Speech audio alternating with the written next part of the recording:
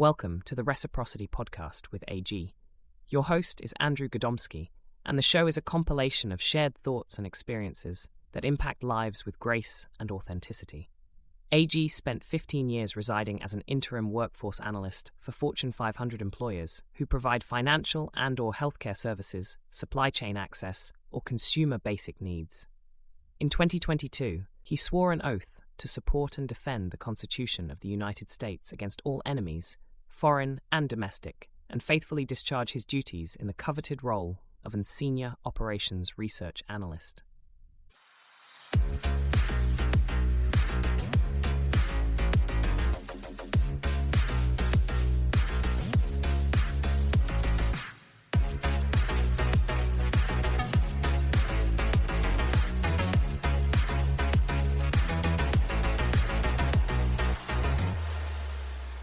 This is Andrew Godomsky, and this is the Reciprocity podcast. I am so privileged to have Jillian Snavely, who is joining us all the way from Ohio. I am all the way in New Jersey.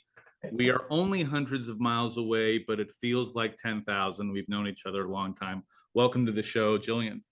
Hi, Andrew. How are you? I'm good. Okay, so let's get into this. Tell us a little bit about you. Give us the elevator story. The elevator story. Okay, so as you mentioned, Jillian Snavely. I professionally go by Jillian. However, my family calls me Jill. Fun fact, I have 2 birth certificates. My mom and dad fought over my first name. I'm very proud to use the name Jillian because my mom, back when I was born, said that I will need to use a more professional name. So she knew early on that I would need to have a more professional name. My husband and I, of 22 years, have 4 children. We live on 300 acres of farmland in central Ohio. A fun fact, Andrew, I know you know this, my husband is a sausage maker. So not many women in corporate America can say that their husbands make sausage for a living. My experience in my corporate life outside of the farm is I am a passionate sourcing leader. I've been in sourcing and recruiting my whole career. In my free time, I love spending time with my kids and going to church. I love it. Let's get into our standard questions. So the first one is around leadership. Talk about a trait or technique you learned from someone else and how you've executed it for success. Yes. So I thought really hard about this one. And I think one of my mentors said that if you can just take the first 2 minutes of a conversation and really try to relate and learn about somebody personally, you'll make a lot of progress throughout that call, session, meeting, whatever. So I really focus on building relationships and being a relator, listening and learning about people, because I feel like I get the best of people when they feel comfortable and trusted in a conversation. So I would say relator. I like that. Okay. First fun question. Okay. Tell me about food.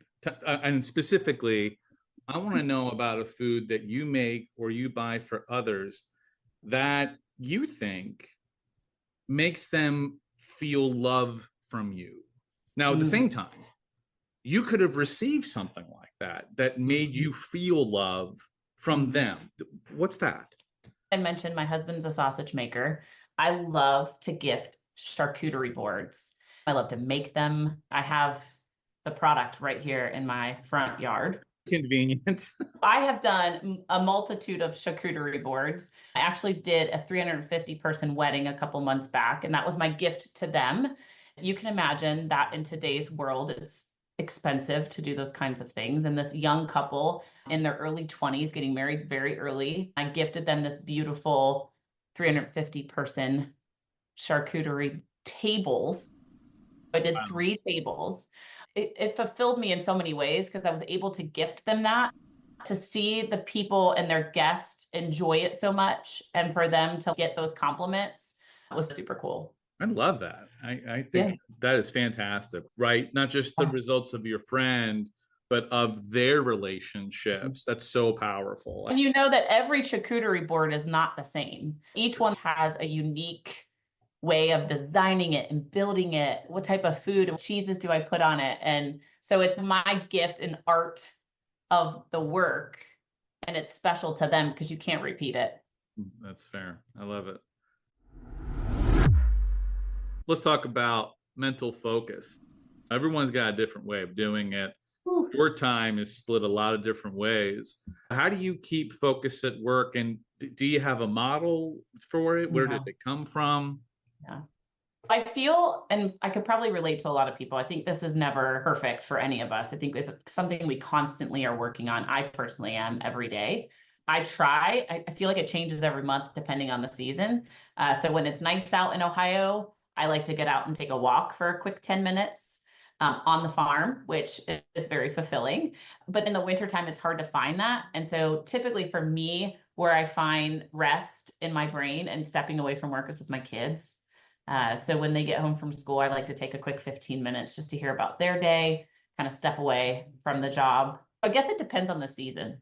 If it's nice out, let's go outside. If not, let's hang with the kids. So you have areas where you're very concentrated on the work, then you're deliberate about stepping away from it and allowing your environment to refresh you. Then you can jump back in. Yes. And again, reminder, and I'll bring it up a couple times because it's a big part of my life, is the business. We own a small business on the farm. Sometimes I can go down there and check on customers. I can break that up in terms of, hey, I'll go out and hang out in the business for a couple hours, which helps break it up a little bit. Yeah, I guess in the world of the gig economy, that works itself, whereas you can still leverage some of the intellect and experience towards another end, but it's not necessarily, it's commercial, but personal to you. Yes, yes, yes. All right. Movie, play, musical, poem, or book. Ooh. Name one that speaks to you and you've experienced more than once. And did someone recommend it to you? But talk about that. So I could come up with a few here, but you just passionately said just one. So I'm going to go off my heart here.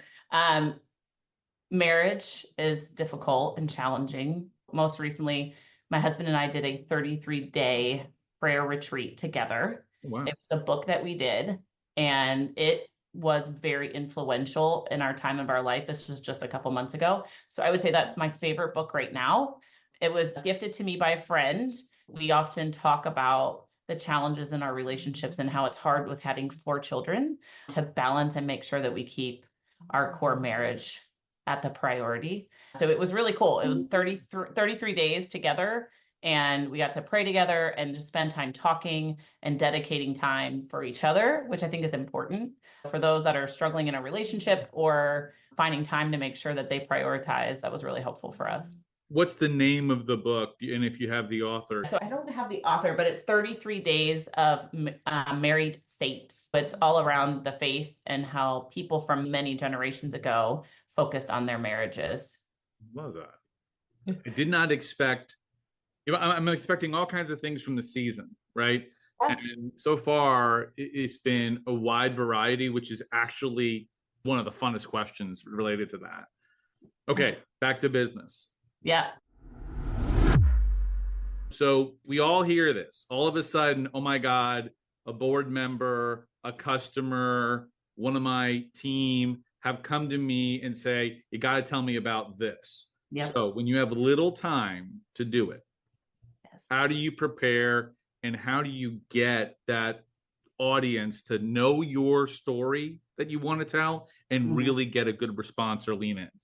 I think this ties back to the lesson or the trait in terms of being relatable. So in most cases, most of the C-suite that I deal with, I don't have that 2-minute time to make a relationship, but I try to be as authentic as I can be in connecting with individuals. I think also, and I know you'll appreciate this because you're a data guru, always making sure you have your facts going into it. Because if you aren't confident in the story and the facts, they can nitpick and make you become less confident, which then you might struggle. So I always try to make sure that I go into those conversations with the facts, ensuring that I have that data in front of me if I need it, but also being authentic in that if I don't know the answer, it's okay to say, let me get back to you. And I think sometimes people struggle with that and just being vulnerable because those people you're working with are just as human as you are.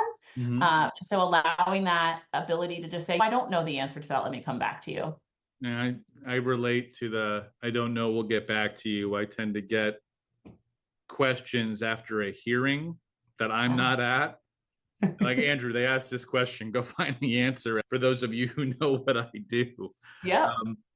I love that concept of saying, I just don't have that in front of me, Mhm. but that Yeah. doesn't mean I can't. Correct. And then the follow-up is even more important because you come back once you have it, and the way you frame it, in response to, I didn't have the answer to this, I know it now. Let me help explain that in the story. But you almost have to repeat what you did know so that they have the full story and not just parts and pieces. So I think being very deliberate in the response back once you have the information is important. Oh, wow. So reintroduce the context of where that question came from. Correct. You asked for a follow-up. If you recall, I made these 3 points. Here's the fourth that you asked for. Yes, because I think they even forget, right? They're working, especially for me, a lot of it comes when I'm talking to our CEO or some of the higher C-suite staff, right? They're busy. They don't remember, okay, wait, what? I don't remember what the conversation was in some cases. So helping them remind them, I think responding back to what was the original ask. That's awesome. Which class? Elementary, secondary, high school, a professional one? What made you raise your hand? Yeah.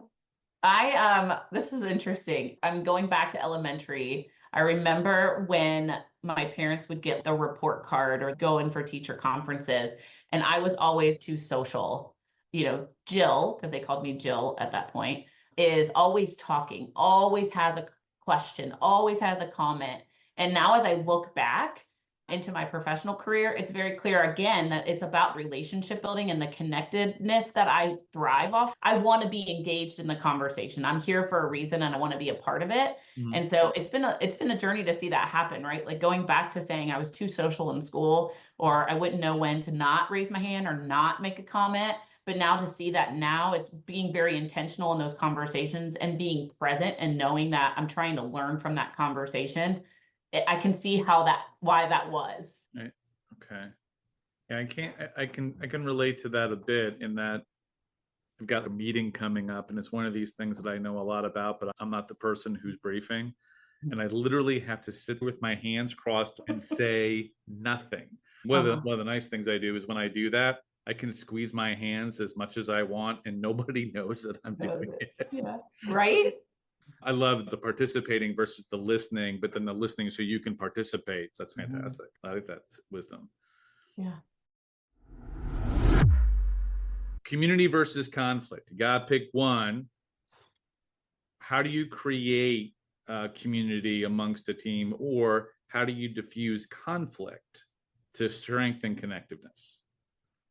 So when you gave me the idea that this might be a question, I actually asked one of my leads how I create community. Because I think I know, but I wanted to hear from one of them. And I think it is the grounding in that I build rapport and it's almost like my family. So I think a lot of us can relate to spending more time in our work environment than in our personal environment.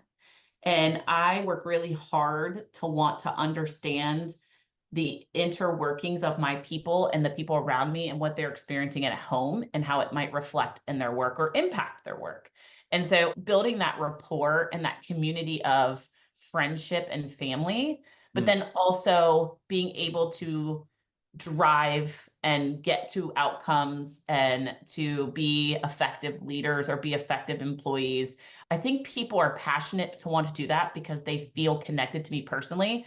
They know my family, they know my kids, they know my husband. Some of them have my husband's phone number. I mean, like people interact with my family as if it's part of their family. And how that connects to the conflict, because we talked about this, is that I think they're more comfortable to bring conflict to me because they know that I am forgiving, I am compassionate, I am open to helping them learn in the situation. The conflict isn't as hard because we have that rapport built.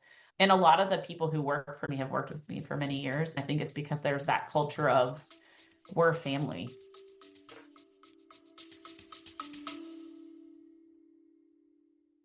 Like this podcast and its transparency? Then you will love Aspen Analytics. Their audit documentation enable employers to share with investors, analysts, and regulators how their chosen HR practices using AI, wage equity, and analysis reduces significant business risks. Remove these risks before they become real problems. Find out more at www.aspenanalytics.io. So I have a follow-up. Did you experience that and then apply it? I think I experienced the opposite. I experienced working in a culture that wasn't there. I remember very vividly struggling in that culture and being committed to myself that I would never allow to lead in a culture like that. I think I learned the opposite and wanted to not be like that. And what I thrived for was that connectedness and community of family. It was just something that I built in my own leadership style because I learned from what I didn't like. Okay.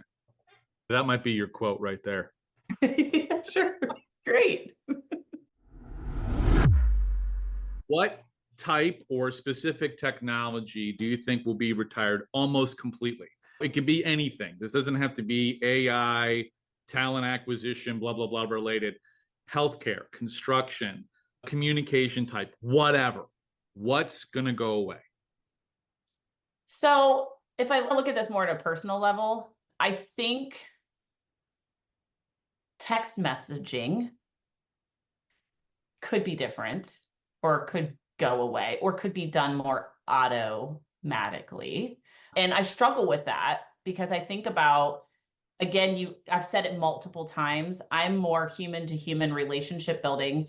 And I do think a lot of what technology is bringing is causing us to really think about how does that impact the human to human relationship. What worries me is as we've been along this journey of texting and connecting with people through text, I think that will become a bigger challenge as it could become more automated in the way that we interact.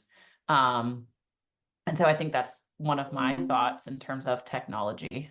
I just experienced that, and I totally see what you mean.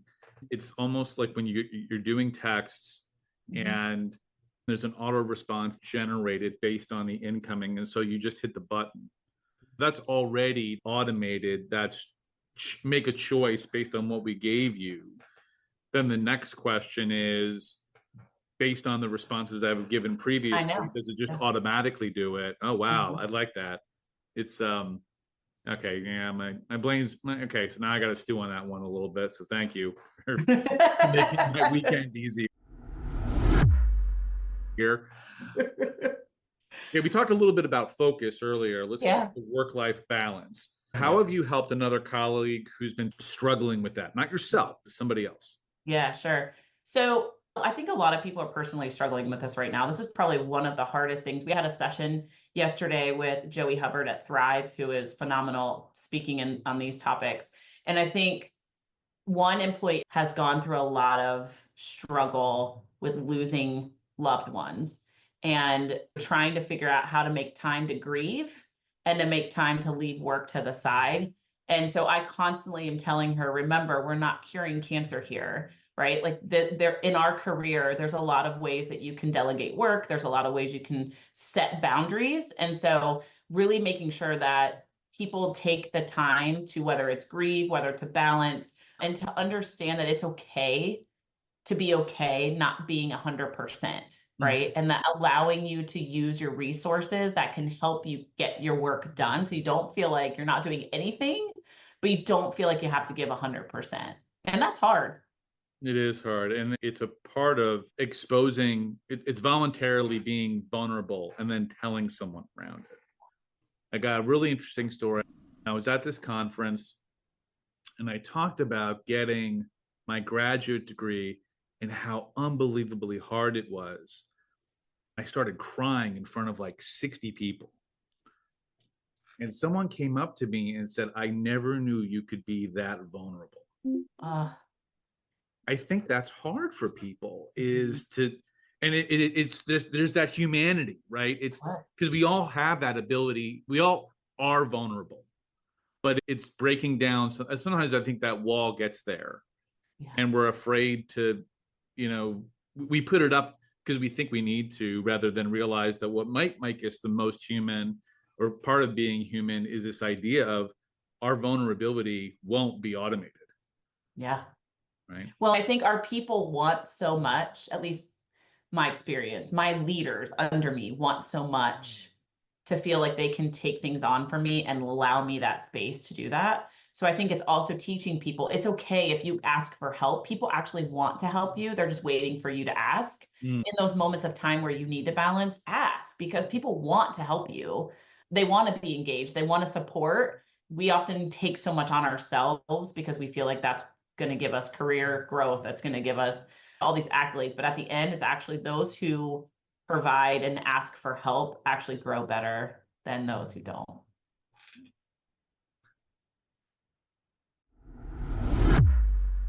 Last question. Okay. If you were to create a music group, what type of music would you play? Who do you want to listen to it? And of course, the band name. The band name. So I talked a little bit about this earlier. My husband and my family are really into our faith. So I would create a Christian worship band. That's where we listen to a lot right now as a family. In terms of the band name, I struggled with this. I don't know that I think one of my favorite worship bands is Damascus Worship. And so maybe something tied to them. Christian worship would be what I would. Christian worship, Yep. pork and prayer. Pork and prayer. There you go. That's the name of the Andrew, I love you. name. So good. So good. Okay. Pork and prayer.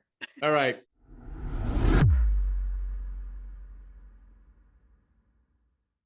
We're now moving into the unscripted lightning round. So these are either binary answers, yes or no, or I'm giving you two choices and you're going to pick a choice. Okay. If you want to go ahead and put a little flavor on something, that's fine. But we're going to go through them fast. Are you ready? Ready. Pumpkin spice or gingerbread? Pumpkin spice. Toilet roll. Do you put the paper forward or do you put the paper back? Forward. Summer or winter Olympics? Summer. Because I like swimming. So you like swimming? Ah. Yeah. Sandals. Socks, yes or no? No. My kid wears socks with her Birkenstocks and she gets made fun of. No sock. Butter or no butter on the popcorn? Butter, and it has to be Amish butter, like real margarine. Wait, what does that mean? Real margarine? Like real butter, like made from Amish country, real butter. Okay. We sell it at our store. Oh, there you go. A little plug. I'm ready to popcorn. Bringing fast food onto a plane, yes or no? Who wants to eat next to somebody? Exactly. That you don't know. Nothing like a tuna sandwich right next to you. No. Oh, roller coaster or water slide? Water slide. Oreos, do you break them before you eat them or do you just chew them, right? I do not break them. Pancakes or waffles? Waffles with strawberries and powdered sugar. Rainbow or chocolate sprinkles? Rainbow. Apple or Android? Apple. Is the first Die Hard movie with Bruce Willis a Christmas movie? No. One pillow or no? You're motioning. Bring it on. You don't think that? I don't know what the Die Hard. I don't watch Die Hard. I don't know. You haven't watched Die Hard? No, you should ask Sam that question. Well, we're coming into the season. Watch Die Hard. Okay. Watch it. One pillow or two? One, and the purple pillow is the best. I've tried many, and as I've aged, purple pillow. Pineapple on pizza, yes or no? No. Book club or dance lessons? Neither. Book club. Book club reluctantly. Jillian, that's all I got. It's great.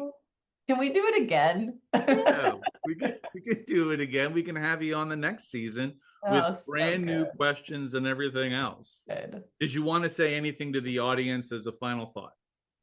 Oh, it's so good to take time away and to just talk about things that are not related to the actual job. So I appreciate you for including me. Oh, my pleasure.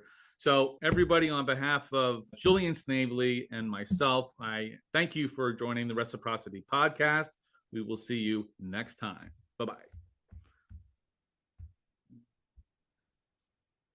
Thanks for listening to the Reciprocity with AG podcast. You can enjoy more episodes by favoriting the podcast at leading podcast platforms. On behalf of Andrew Godomsky and all our guests, we enjoyed the time spent with you and ask you to consider reciprocating powerful learnings to and from all you meet.